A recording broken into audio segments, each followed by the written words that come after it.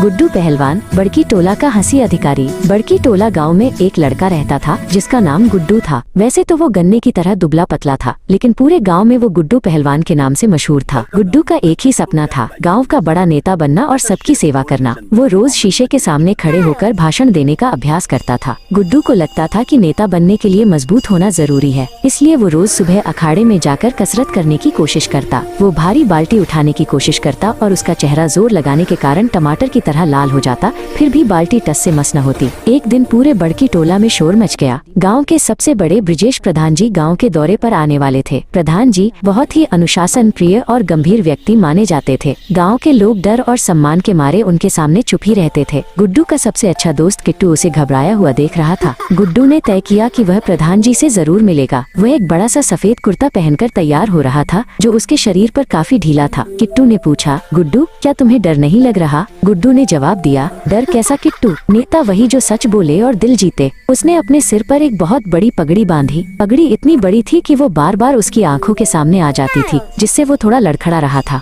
गांव के चौक पर सभा शुरू हुई। ब्रिजेश प्रधान जी एक ऊंची कुर्सी पर बैठे थे। वे गांव की समस्याओं के बारे में पूछ रहे थे, लेकिन डर के मारे कोई भी कुछ नहीं बोल रहा था। चारों तरफ सन्नाटा पसरा हुआ था और प्रधान जी थोड़े नाराज लग रहे थे। अभी भीड़ को चीरते हुए गुड्डू पहलवान सामने आया। जैसे ही वो आगे बढ़ा, उसकी बड़ी पगड़ी फिसलकर पूरी तरह उसकी आंखों पर आ गई। वो बिना कुछ देखे सीधा प्रधान जी के पैरों से टकरा गया और जोर से चिल्लाया, नमस्ते प्रधान जी, मैं भविष्य का नेता गुड्डू पहलवान। प्रधान जी ने जैसे ही उस दुबले पतले लड़के को देखा जो पगड़ी के नीचे दबा हुआ था और खुद को पहलवान कह रहा था, उनकी गंभीरता हवा हो गई। वे पहले थोड़ा मुस्कुराए, फिर जोर जोर से ठहाके मारकर हंसने लगे। वे गांव ने पहली बार प्रधान जी को ऐसे हंसते देखा था। प्रधान जी ने गुड्डू को पास बुलाया और उसके कंधे पर हाथ रखकर कहा, गुड्डू, तुम्हारी मासूमियत और ईमानदारी ने मेरा दिल जीत लिया। राजनीति में ताकत से ज्यादा हिम्मत और चेहरे पर मुस्कुराहट की जरूरत होती है। आज से मैं तुम्हें गांव का हंसी अधिकारी नियुक्त करता हूँ। बड़की टोला में कभी उदासी नहीं होती। गुड्डू पहलवान, उसका दोस्त किट्टू रोज शाम को चौक पर सबको हंसाते हैं। गुड्डू ने सिखाया कि नेता बनने के लिए सिर्फ कद काठी नहीं, बल्कि एक साफ दिल और दूसरों को खुश करने का जज्बा चाहिए।